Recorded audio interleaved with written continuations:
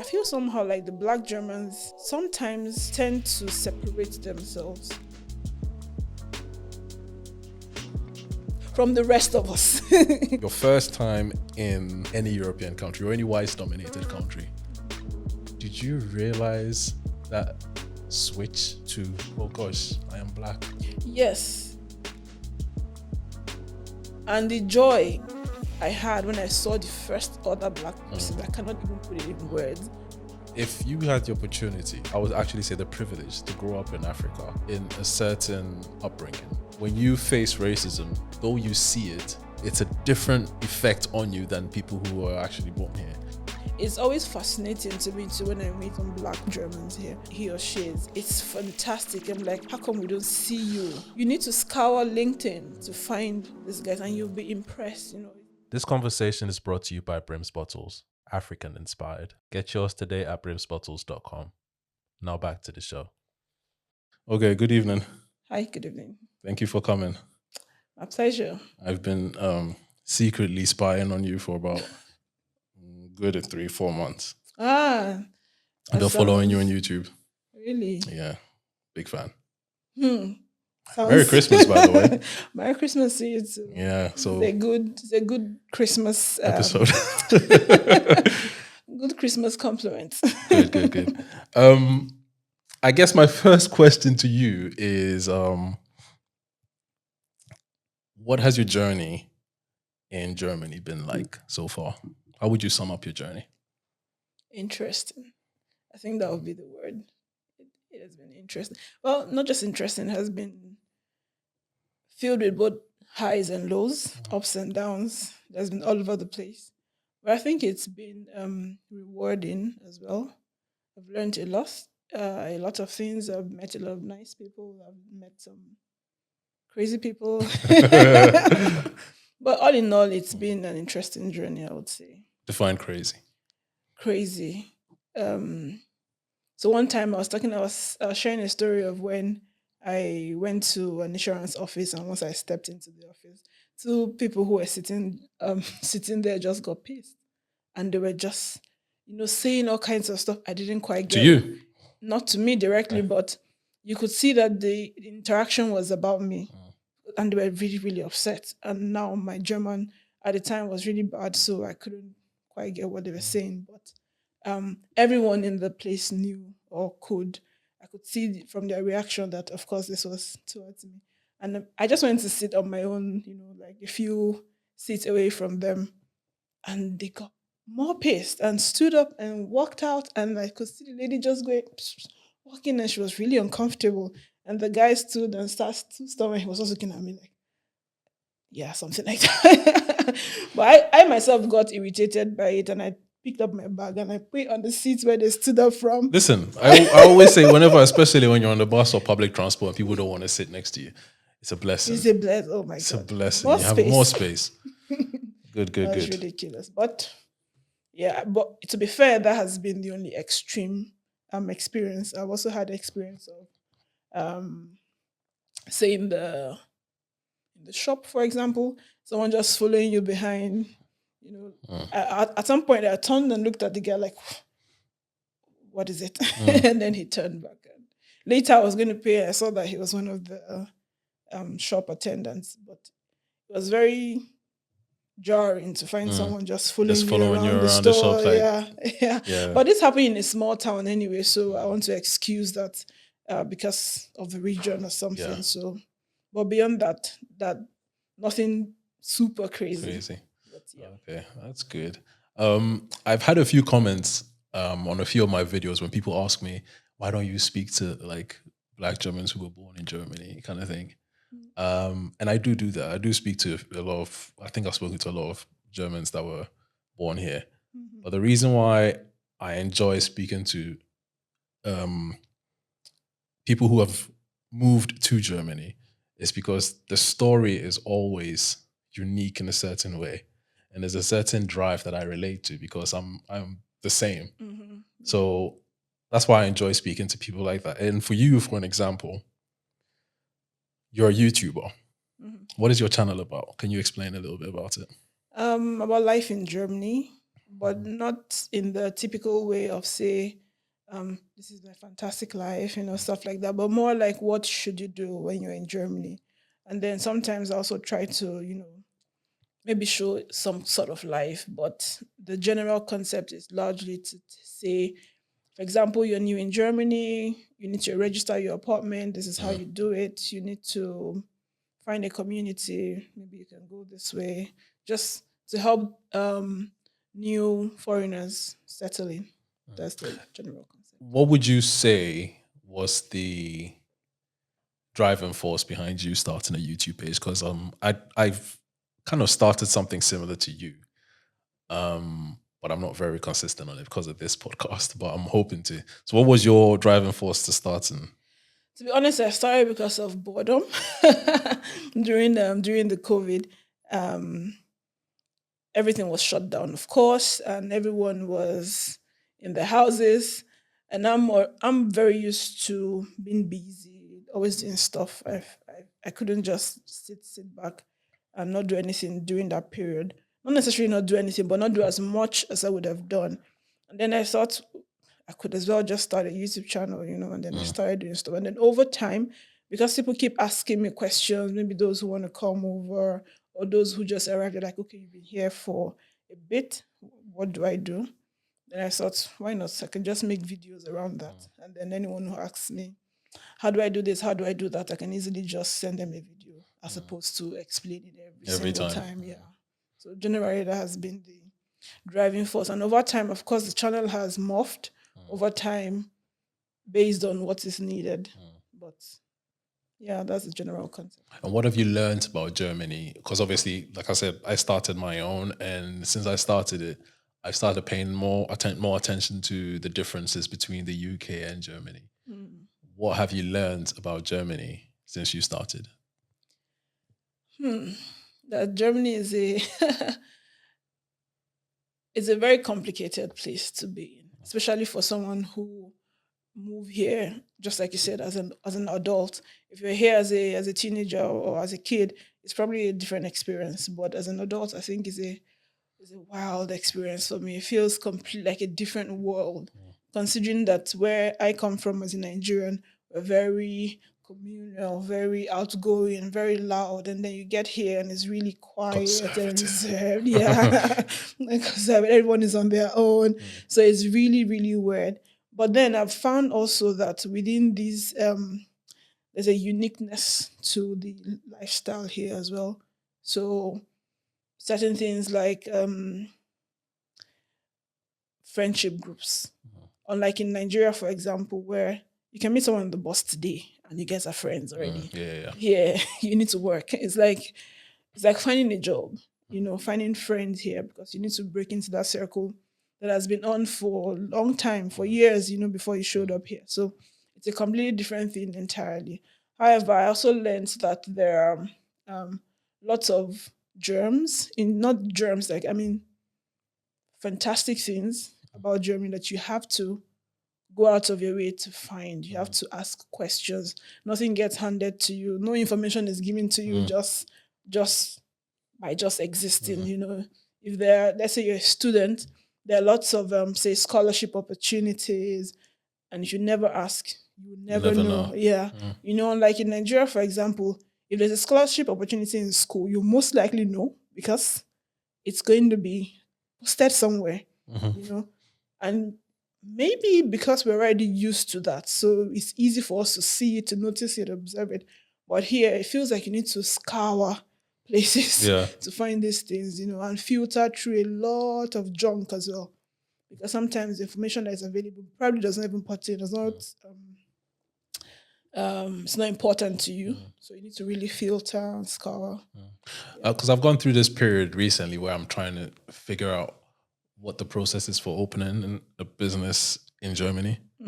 And comparing it to the UK, when I decided to open a business in the UK, I already knew what was going on. Because I've come across so many people, so many discussions that kind of gave a bit of information as to how it's done, even on TV. Yeah. But for Germany, it's like, I don't see that information anywhere. So and it feels like it's a unique case for every person. Yeah.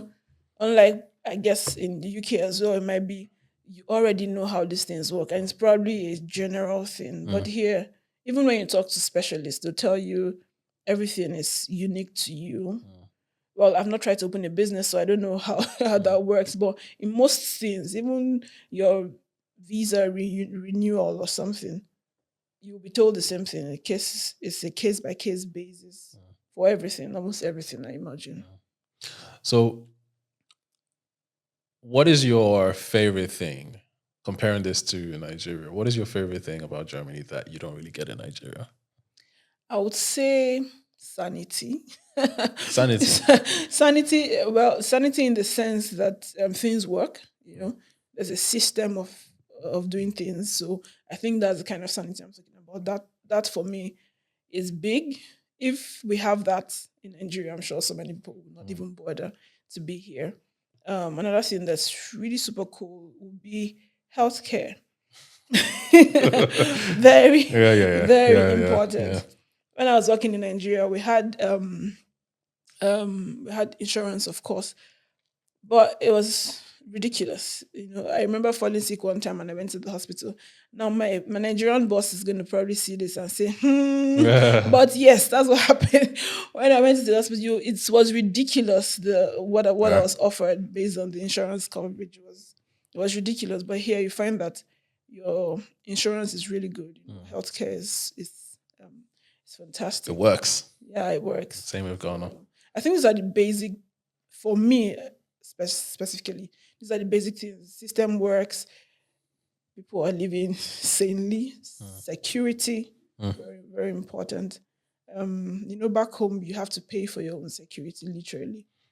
So how safe you are would probably be dependent on how wealthy you are. You know? But here, I think everyone is relatively safe. So that's super, super good. I'm going to just take a cheeky jab at you. Okay. Ghana is safe. We don't have that problem. Oh, come on. We do not have that problem. You can't have that problem when you have a country that's probably the size of Lagos. You don't have... What has that got to do with anything? Yeah, it's easier to manage, you know. Not really. Ghanaians are just calm. Well, to be fair, yes. Nigerians are mad people. Well, mad in a good way. So we are interesting people. You're very interesting people. I'll give you that. And we'll get into all of that in terms of like the nuances between the different African communities in Germany. We'll get into that. I have some very interesting perspectives on that in favor of Nigerians. Oh, cool. Ghanaians are going to kill me, but it's facts.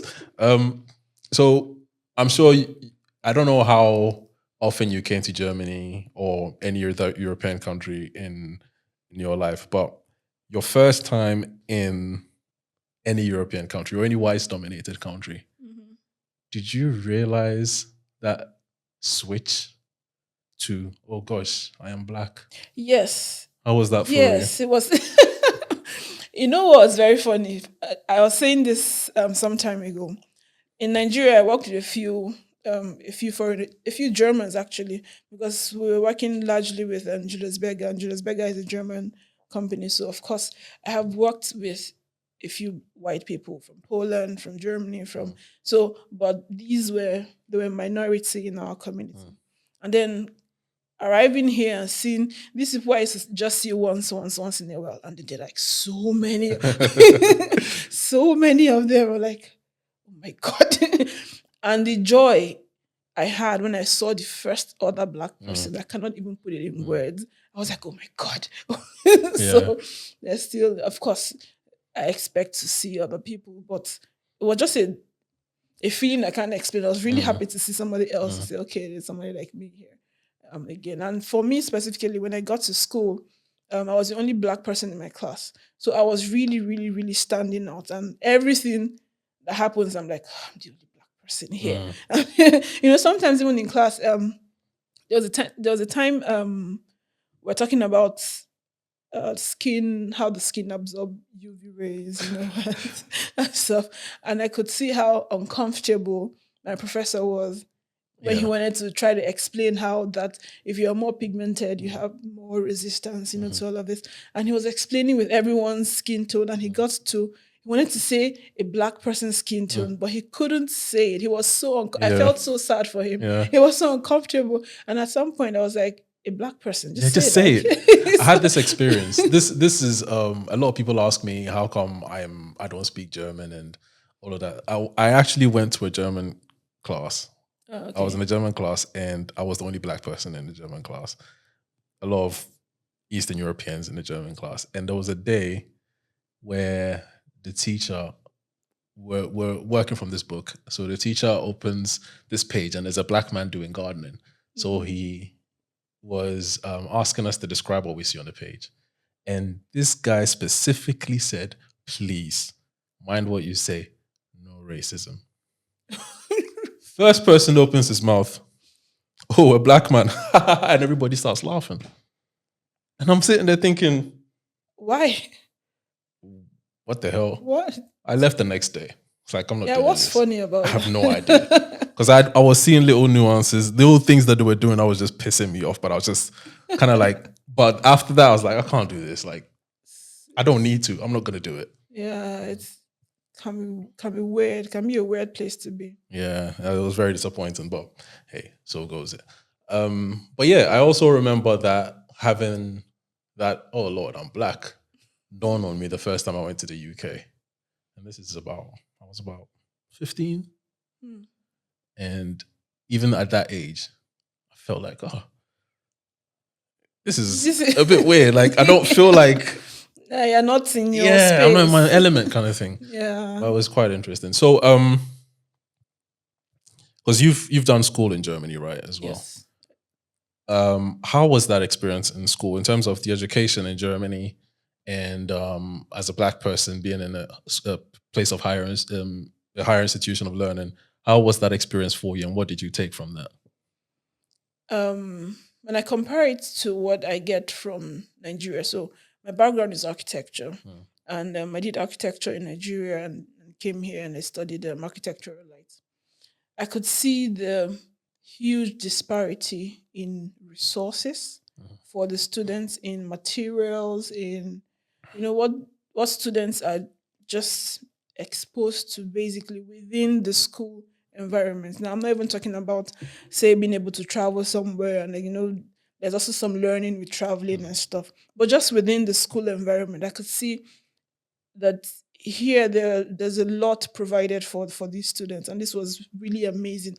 I went to the labs a lot of times when I first arrived in school. Then I went to the labs, I made videos, I was sent back to my classmates. When you're done with school, you have this WhatsApp Yeah. group that everyone is in. Yeah. I sent back to them, I'm like, guys, Look, see what, when I did my models in Nigeria, we did them by hand, and you cut everything by hand. I say it now and I sound like an old person, but because if you say that now, people will probably look at you like, why were you doing that? Of course, you can do some models by cutting, but most often than not, it's a lot more mechanized.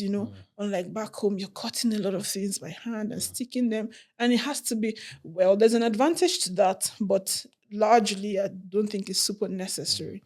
So a lot of these things were different. Even the way classes are planned, the structure for lectures, things like that. Even the interaction with teachers, with the professors, it's completely different. There's a lot of similarity, of course. The lifestyle as an architecture student seems to be the same all over the world. We are always suffering, but but I think the experience is a whole different thing. You have your professors, the professors are available to you like almost every time. I don't know if this is unique to my school or unique to my course, but this was my own experience.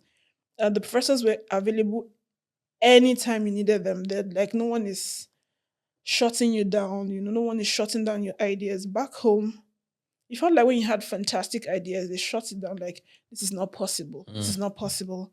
If you do some crazy curves and stuff, they're like, it's not possible. No one's gonna build this.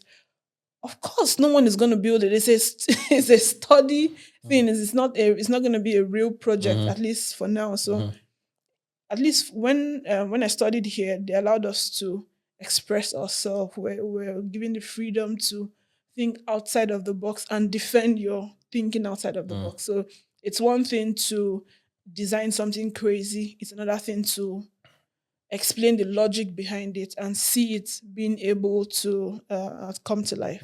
But back home, they just shut it down. They just, it's Just like, dismiss it. yeah, just dismiss it. So I think that was a big difference in that area. But for me, like I said, I was the only black person in my class. I felt a lot of times very disconnected from my classmates. My classmates were really cool, I would say, because we're very international in my class. We had people from all over the world. We had guys from Mexico. There were guys from uh, Milan, from everywhere. You know, it was fantastic. But I still always felt like I'm not, like you said, Yeah. I'm not in my zone. You know, so when you have cliques, cliques, it sounds like a weird thing to say, but it's having friendship groups even in your class. I think is important. You know, you can study together, you can work together.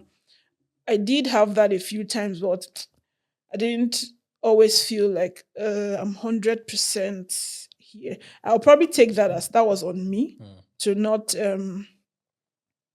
be as open, which is why I say now when I talk to a lot of students who are coming in now, I tell them to try to be more open to interacting with other people from other cultures and learn from them as well, as opposed to just staying behind and thinking, oh, I'm different, you know, and things. So for me, this made um this made me not explore as much. Another thing I found very weird was as a design student, most often they're not because you're from Africa now and everything you're doing, they want you to put something African in it. It was yeah, because I've had a lot of designs and my professor would be like, I like to see the creative African creativity You don't in think it. he has a little bit of a point? Well, I don't want to I don't think I want to be seen as an African designer. Okay. You understand? I want to be seen as a designer. I could design and I could infuse some African style, texture, or culture to it. But I shouldn't. My design should not just be because I'm African. African, it has to Yeah. look So African. I found it very weird a lot of times when I bring out stuff and it's like, I think. Even now that I say it, it sounds very odd, you know, very, very weird. But I get that. I don't think they were saying this from a malicious point. Oh, of course not. Yeah. I think they were expecting to see something completely different. Sometimes I did try to do something different, which made my storytelling in some of the projects more interesting. But sometimes I could get away with a lot of things because they don't know. I could lie about something. I could say this is something from they don't know. They can't verify my story, you know. So maybe it was a good thing, maybe it was a bad thing, but interesting Yeah, experience. I mean, I'll say it, as it well. helps you maneuver your way through it somehow. Yeah. And through all of that experience, how has your interaction with Black Germans been like? To be fair, That was very, very yeah, depressing. yeah, because I find that I've interacted more with white Germans than Black Germans. To be honest, um, I don't know why this is the case, but I feel somehow like maybe I might be wrong. Maybe it's just the way I see it.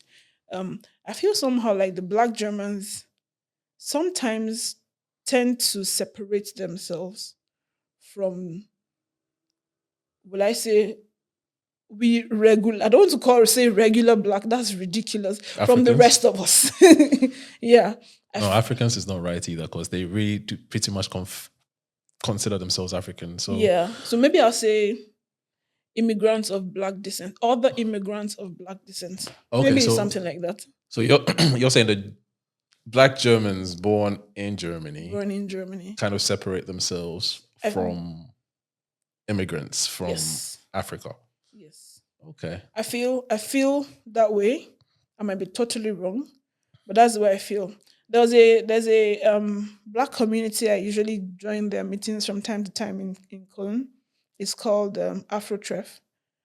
And one time in the meeting, we're having conversations because the meeting will hold once a month, and then there'll be conversations on different stuff.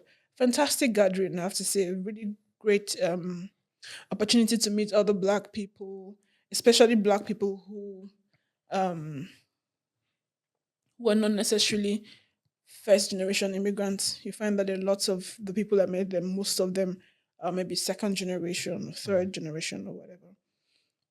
So one day we're talking about supporting each other and building each other up, opening the door and leaving the door open, things like that.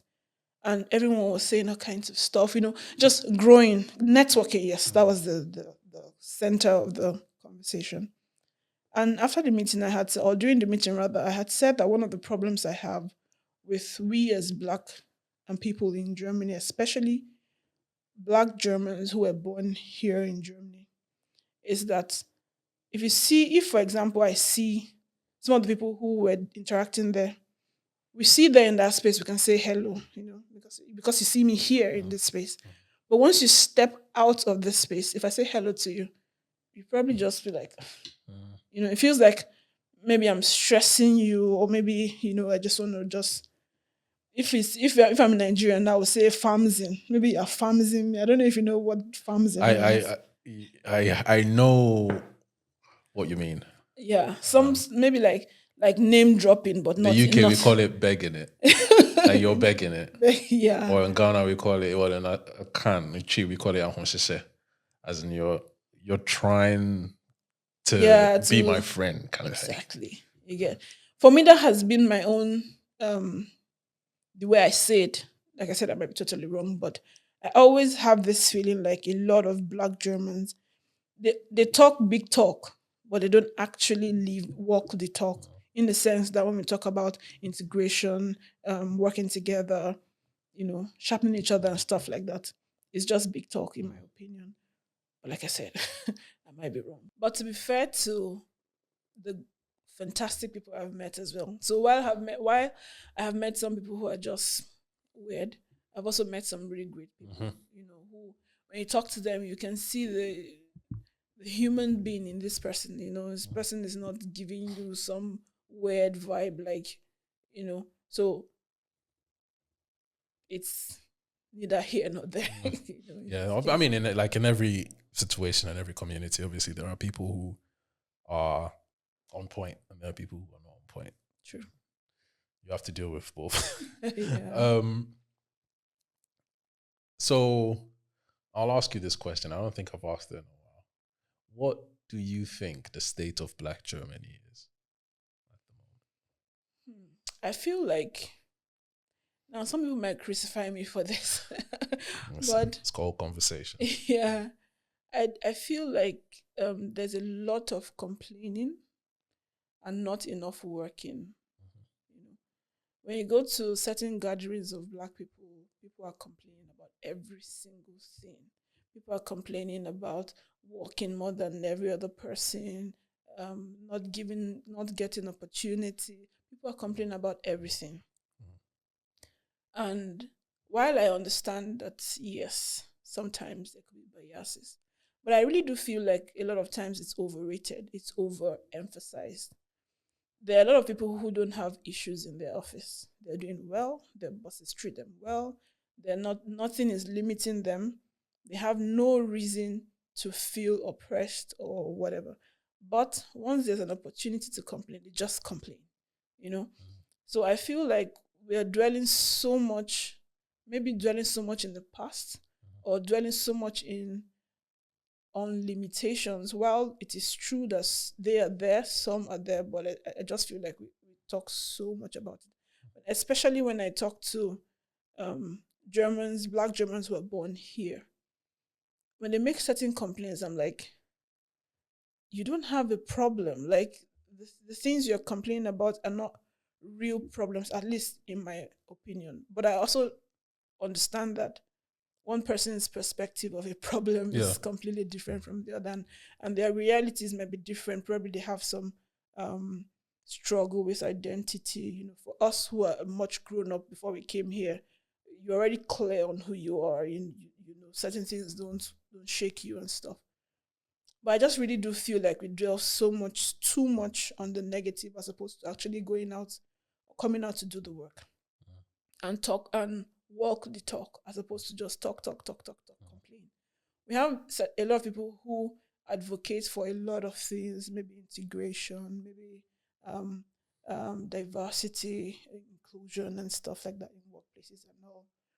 But they only say it or do these things when in the public, when there are eyes, when there are eyes. There's eyes on them. Yeah. But when there are no eyes, it feels like we're just being. Yeah, we're just chill. We're just not really bothered as we're not as bothered as we say we are, I would say.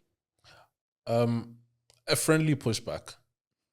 I kind of agree with you, but you did mention also is because if you had the opportunity, and I would actually say the privilege to grow up in Africa in a certain upbringing,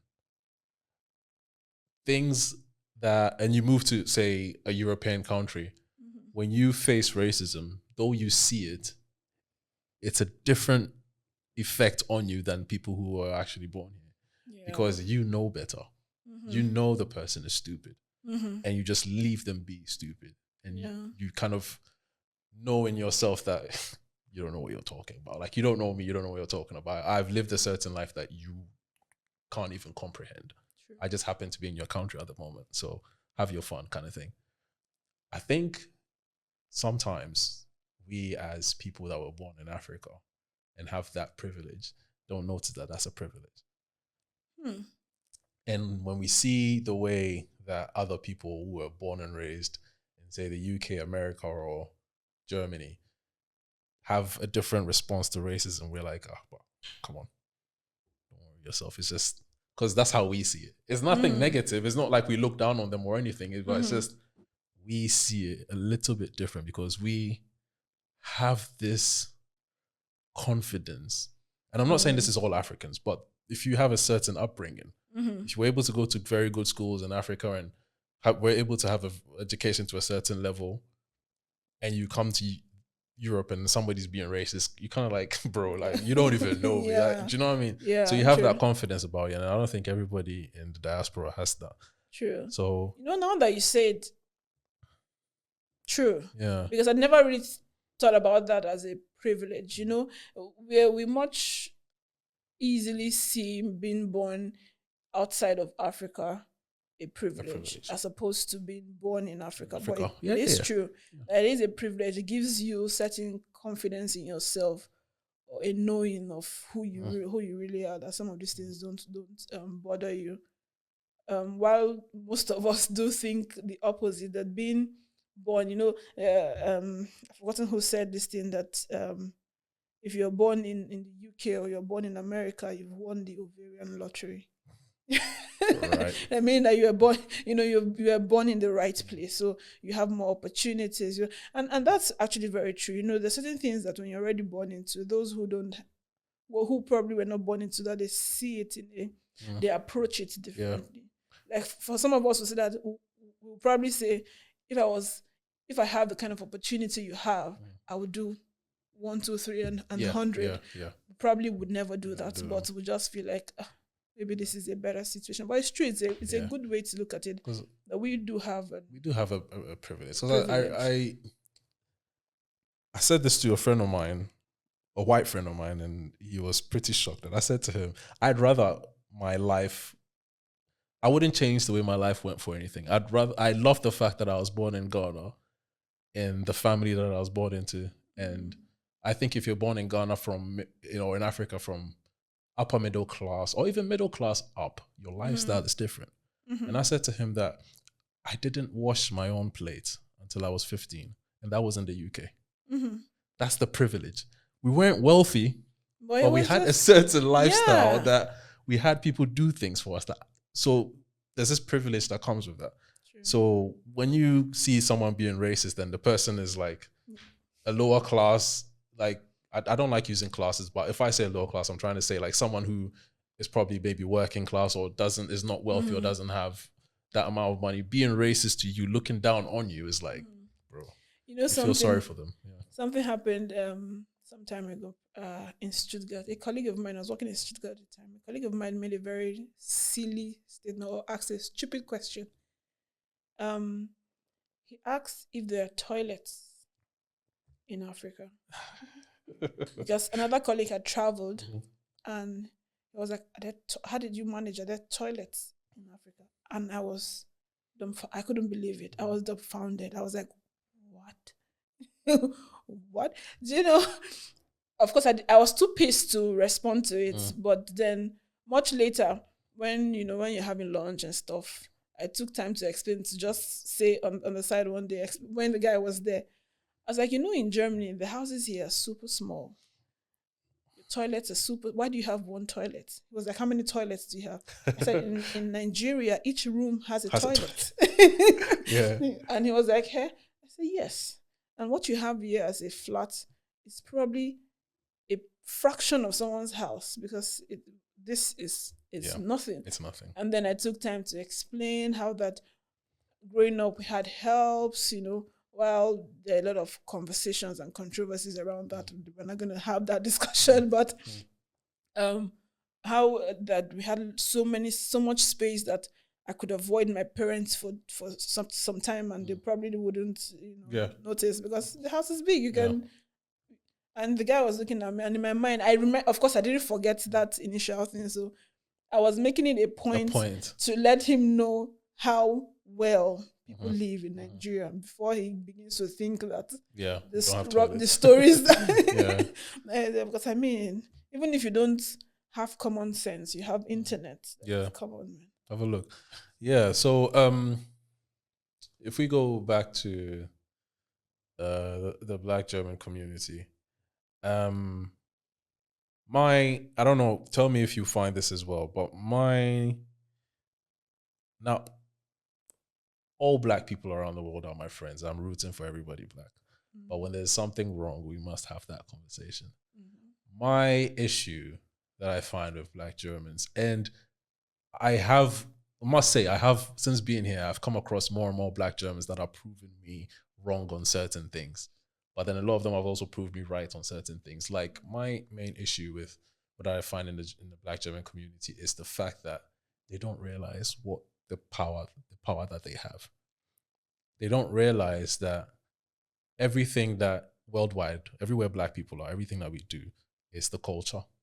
And I think Black Germans have given up their culture so easily to other people, other races. And I don't mind other races taking part in our culture, but there's some ownership to it that Black Germans have not taken or they've lost. For example, Afro-beats, as an example. I've heard some German Afro-beats music, like by white people.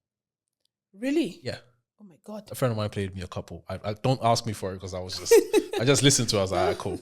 And apparently, from what he says these people, these musicians, they are claiming to be the inventors of Afro-beats. Yeah, in Germany.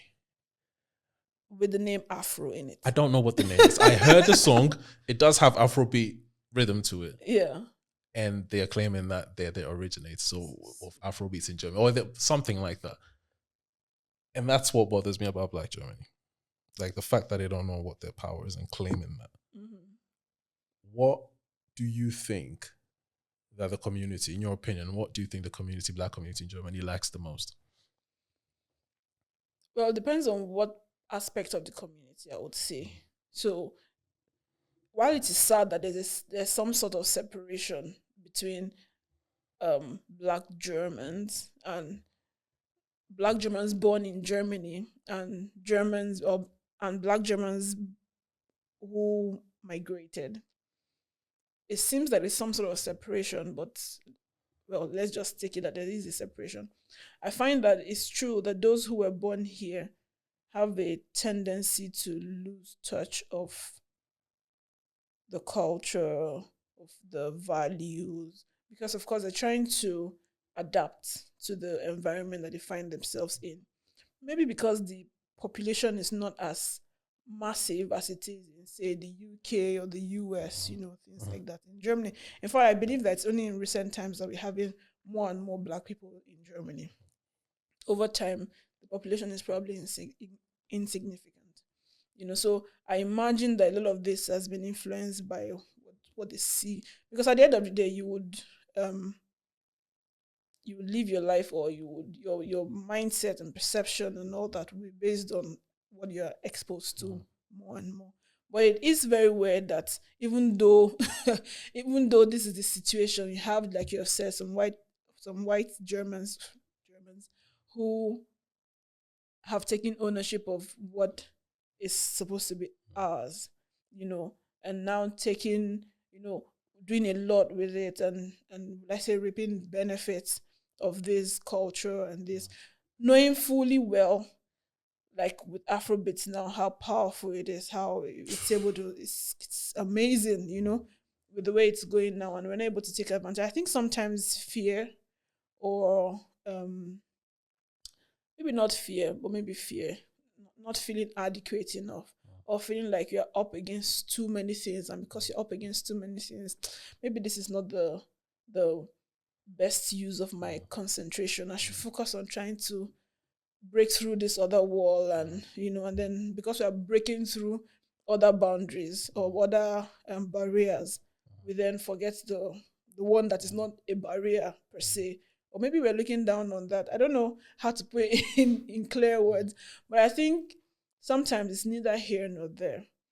And because, like I said the other time, a lot of times we're complaining too much, and we forget to dwell more on the things that we can take control of, as opposed to trying to, break through certain places that the hurdles are too much. With the Afro-beats in Germany, why are we not doing that easily, instead of struggling to do hip hop that is already not ours anyway? I've also heard, I must be balanced and say, I've also heard some other, some African people do Afrobeats music. So yeah, there are Germans doing Afrobeats music, but from what I have heard, and by all means, correct me if I'm wrong, and if you know the people I'm talking about, put in the comments, but from what I've heard, that these white dudes are actually claiming that it's completely ridiculous, even to hear. This is the first time I'm hearing of it, and I find it very, very ridiculous. And it's like the audacity. That goes to show honestly, that they have not grasped it as said, this is ours. Yeah. I would imagine how ridiculous someone would sound, let's say in the UK, for example. Someone you would be laughed off. You wouldn't even be laughed. Like, people would just look at you and just be like bro. Yeah. So it's just little things like that. And I think also being from Nigeria and my experience as a Ghanaian and a Black British as well, there's a sense of pride that we have. And when you get into certain positions, higher positions, you're not afraid to come out and say, this is me, this is what I do, and to inspire others to do the same. I have, in the last 8 months or so, met some amazing Black Germans doing amazing things. I've met young doctors, politicians, all sorts of great people, but they're all very wary of being in the limelight and saying to people, this is what I do. They won't come on this podcast because they don't want people to know what they do. And I think that's a German attitude. But we can't afford to do that as Black people. That's why podcasts like this are very important, because at the end of the day, we are the ones to tell our story. Absolutely. If we don't, people are going to write it however. And it's always fascinating to me too when I meet some Black Germans here, and the person tells me he or she is, it's fantastic. I'm like, how come we don't see you? How come we don't see you? How come? It's really weird to think that when you even make like a simple Google search, it's difficult. You need to scour LinkedIn to find these guys, and you'll be impressed. It's really sad. Like you said, I think the culture here in Germany, the culture of being conservative, hiding everything, don't show people, but like you said, we can't afford Black people that. Can't afford to do that because we need to inspire the younger people as much as we possibly can. All the inspiration that we didn't get, we need to give that to them. So I was saying to a friend of mine who's a doctor, He knows who he is if he watches this. He's a doctor, and I said to him, bro, come to the podcast, let me talk to you. He's like, No. I know two, one male, one female, both of them doctors, both of them don't want to come to this podcast. They know themselves. They don't want to come. I'm like, come and let's talk so people can see that these people are here. For 2 years, I thought to myself, Black Germans were not really getting anywhere. But now that I know that they are people that I get, it's because people don't see you. That's why I didn't see you. Yeah. So it's important that they step forward and, It is, like you said, especially for the younger people. It's important that people see, because sometimes when you see people doing amazing stuff, it almost gives you a permission to do that as well. You feel like, yeah, this is possible. I can do this, and all of that. And beyond being visible in places like this, we need to also be visible even in our small cubicle, in our small communities. Absolutely. Sometimes even when you're in church, you don't know what people are doing. Even in your small church communities, like it feels like everyone is very secretive with. You don't even when certain people, maybe you see a picture of someone and you see them with certain people, you're like, you know this person. Why can't we?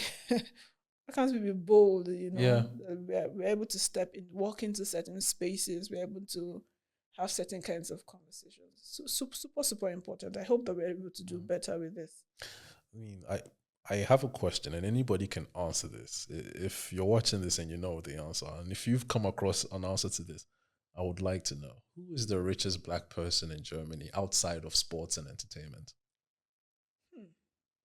To be fair, I don't know that. Or not just the richest. Who is a rich Black person outside of sports and entertainment? Sports, entertainment, and media. I have no idea. Do you have what's Not a clue. But in the UK, I can mention about 5 people. Yeah, people are louder there. Well, there's a person who I have in mind right now. He's not really loud, but he will let you know that yes, I'm successful, and this is how I did it. Yeah. And just put himself out there a little bit. Yeah.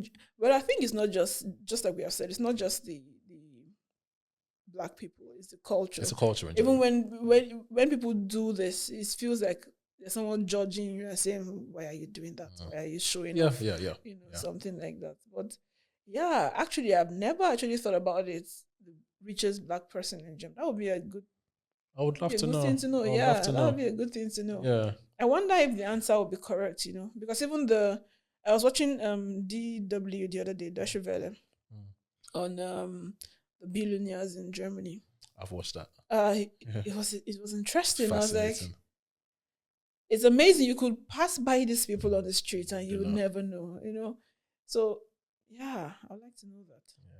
I mean, it's a lovely thing. I would love to be in a position where I have a lot of money, but then nobody knows. I would love it, but for my community, I can't do that. Yeah, we can. I cannot afford to do that. They need to know that this is achievable. Not in a braggadocious way. Yeah, but it's achievable. Yeah. If they don't see someone do it, how do they aspire to it? True. Very true. So, a lot of the time, maybe overconfidently, I feel like, again, people from outside of Germany, Black people from outside of Germany, have a very good perspective on the trajectory that Black Germans are on. What do you, in your opinion, do you think are some of the spaces that Black Germans need to focus on in order to lift the whole community up? Like we just said now, cultural things, music is really big. Very important. So it's the lowest hanging fruit, in my opinion, that we can do. But beyond that, there are lots of, let's say, I don't want to say these are white collar jobs. It sounds strange. That a lot of times we feel maybe inadequate or we feel afraid to step into those places. Politics is a very important thing. It almost feels like it's a white dominated space, but it's super important because we are affected by this. I'm not a big political person anyway, but I also try to tell myself I need to do better. But beyond people like us who probably just watch the news and see what's going on, we need more people who are going to be doing the actual legwork, in the political space. So having 1 or 2 or 3 Black politicians is not good enough. So I think these are loopholes that we can very easily fill. Business, of course, is another thing. I know there are limitations for Black-owned businesses. Um, I don't know what holistically those limitations are because I've not tried to open one, but I would imagine that there are some. But we need more people in business, not just doing business of selling and buying food stuff and stuff, like several other kinds of businesses. Medicine, we are lacking in that area.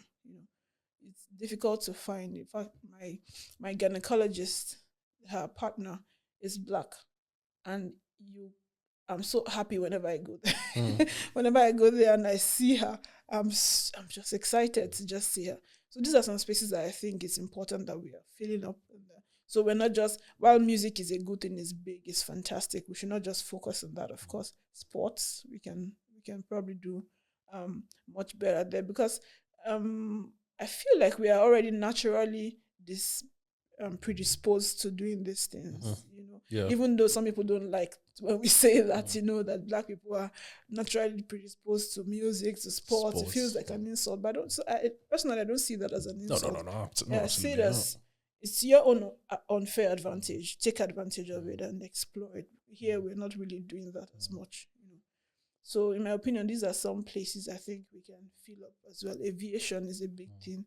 In my office, for example, just a handful of Black people, which we can do better. Do you think, for example, you're in aviation, do you think that the barriers to entry in positions such as the one you hold, which I would like you to mention, do you think positions like that are there a lot of barriers to get there, or do you think it's something that if you kind of commit yourself to studying to that, it's something that a Black person can easily? Yes, I think the barriers are not much. I do cabin lighting design for the aircrafts.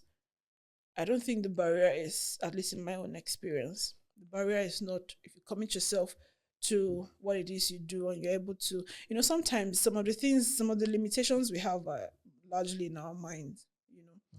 For a very long time, I probably wouldn't have thought I could apply for the job. And in fact, when I saw the opening, I told myself, I'm just applying just for applying sake, But then when you begin to talk to these people, you find that it's not as complicated as it sounds or as complicated as it appears to be. Sometimes some of these things might look and feel like giants, but they're not really. So in my own experience, the barrier for entry is not so crazy. As long as you have what it is they need. Of course, the competition is really high.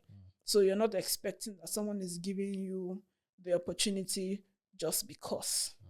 There's my position. I imagine thousands of people apply. You can imagine when Airbus puts up a position, you can imagine thousands. Yeah, absolutely. So it's a serious competition, and you cannot just go based on the fact that you're white or Black. You're going based on the knowledge that you have and the knowledge that you can defend. Some people would not agree totally. Some people would, I don't know, for some whatever reason, some people believe that some Black people get certain positions because they are Black. Sure. Which yeah, because of the whole conversations around diversity and inclusion, some companies are trying to meet certain quotas, based on all these conversations. I had a conversation with someone previously, and the person was talking about how he's very uncomfortable with the conversations about diversity and inclusion in offices, because he feels that Black people are given a lot of leeway to get into certain positions just because they're Black. This person is Black as well, so it's not like it's a white person saying this. And I was like, no, I don't believe that companies are just employing just anybody because the person is a certain. The companies are there to make money. They're there to they're doing business. Their business is to run, and for the business to run, the people handling the things need to be competent. So I don't see that as a main factor in hiring. The most important factor, of course, would be the person's skills, what they can do. Maybe later they can say, oh, we've had 100 white people. Let's at least give opportunity to some Black people. That's, in this case, it's not an advantage. It is, in fact, sad that we have to even have that as a conversation. That's a quota, as a conversation. And all of that. So answering your question, the barrier, in my own opinion, is not high. People should just apply. That's why it's good for people like you to come up and speak from that industry. So when Black people see you say this, then you're like, okay. Because before you, I didn't even know there was a job position like cabin light designer. I've never heard. Yeah, but it makes sense. To be fair, lighting design is a relatively new field. It's been around probably about 30, 40, 50 years. It's not super old. And then lighting in the aviation is even a lot newer. So there's really no program for cabin lighting. You have to be a lighting designer from some other field. Got it. Yeah, so for me, my own background was architecture. My lighting design was from architecture. But then the aircraft is some sort of architecture because you're working with space and all. So it's pretty new, yes, but there are other fields. There are several other fields that are a lot more popular. But so I was talking to someone who's trying to apply to a position in my office, and I was, just brushing her up on what she needs to do, what she needs to concentrate on, and stuff like that. And at the end of the whole conversation, she said something that was interesting. She said, because at some point she was like, "Oh, she's really afraid of it. She doesn't know what to do concerning this." And then I told her, "We all don't know what we are doing. Nobody knows what they're doing. We don't know. When we get here and we learn on the job, every job is unique in itself. You have the basic, which is the design that you know already, and then when you get there, you would learn it." And after the whole conversation, she felt a lot more relieved that, okay, you don't have to know 101 things, just the core of what you have is important. So I was really happy with that conversation. And after that conversation with her, I have unconsciously begun to make it a point of an important point to anyone I'm talking to say, you don't need to know all of it and don't be afraid. Just the one that explain it confidently, and who knows. Awesome. Well said. So to wrap up, your YouTube page, what is the dream for your YouTube page? The dream is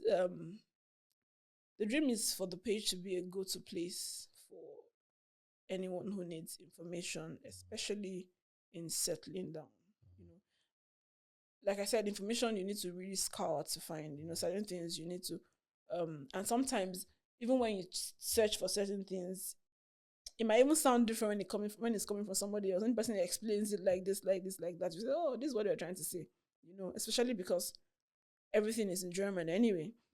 So I hope that it could be a place where people could come to for information, to get a glimpse of what the life could be like. That sometimes it's not all fantastic. Sometimes it could be bad. Sometimes it could be annoying. Sometimes it could be really, really cool. But beyond everything, that it is a livable place, and you can survive the way everyone is surviving. Yeah. I think Germany as a whole, and I think sometimes people watch this podcast and other YouTube pages similar to yours, and I've read some of your comments and some of your videos. You get people saying, "If it's so bad, why don't you leave?" and stuff, stupid stuff like that. I guess people don't realize that wherever you call home or wherever you settle down in, it's not going to be perfect. There's always going to be issues. So when we talk about these things, it's not like Germany is terrible. Germany is not terrible. It's not any worse than any other European countries I've been to. It's not a terrible place. It's just that some conversations are just nice to have. So true. I enjoy your page. Thank you very much. Thank you. Before now, I used to be afraid to talk about the negative aspects of living in Germany, because at some part of my mind, I feel like it might sound like you're ungrateful for the opportunities that you have here or the kind of life that you're able to build here. But then after a while, I told myself, come on, even when I was in Nigeria, when something's not working, I complain. You know what I mean? I complain about it. It's not because of the place that you're in, because we are humans. Some things will not work, and it's okay for us to complain. That's the epitome of integration. Yeah. When you start complaining. You complain about England, and people are like, "If you complain, why you always complain? If you don't like it, then go." I'm like, British people complain all the time. What are you talking about? So for me, that's the epitome of integration. Especially in German. Germans are chief complainers, master complainers. In fact, I realized that when you say something good about Germany, Germans are like, no,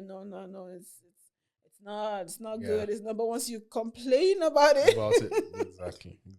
Awesome. All right, okay. Thank you very much for coming, man. Thank you. It's been a pleasure having you. Like I said, I've been stalking your page for a few months now. So it's good to finally meet you and have a conversation. And, Thank you. You sharing your insights. So it's really interesting. Thank you. If I get the opportunity again, I'll invite you over and have definitely a conversation again. Definitely. Awesome. Always open to that. Thank you.